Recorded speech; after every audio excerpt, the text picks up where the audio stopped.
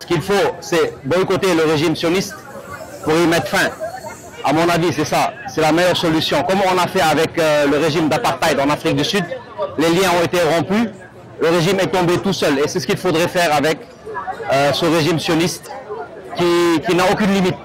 À mon avis, la meilleure façon, c'est de rompre les liens définitivement. Parce que tous les États rompent les liens. Ça, c'est mon avis.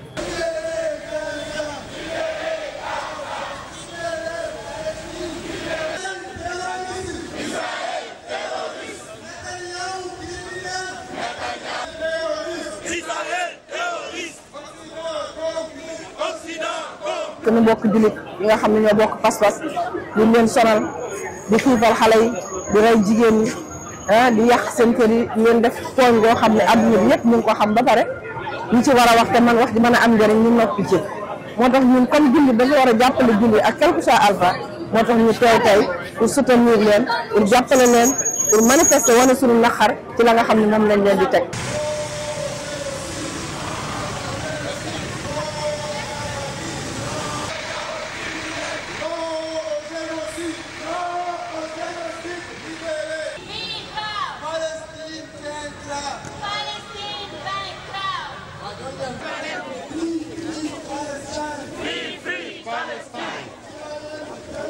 Le génocide qui se pratiquait par des bombardements, par la privation des soins, n'est-ce pas, et aujourd'hui aggravé par la famine imposée par Israël à Gaza. Non pas parce qu'il n'y a pas de nourriture dans le monde pour les habitants de Gaza, parce qu'Israël a décidé que la nourriture ne doit pas y entrer, ou alors qu'elle doit être distribuée par ses propres canaux qui sont des pièges utilisés pour tuer des médecins, pour tuer des journalistes, pour tuer aussi, n'est-ce pas, des civils qui viennent chercher ces actes d'alimentation.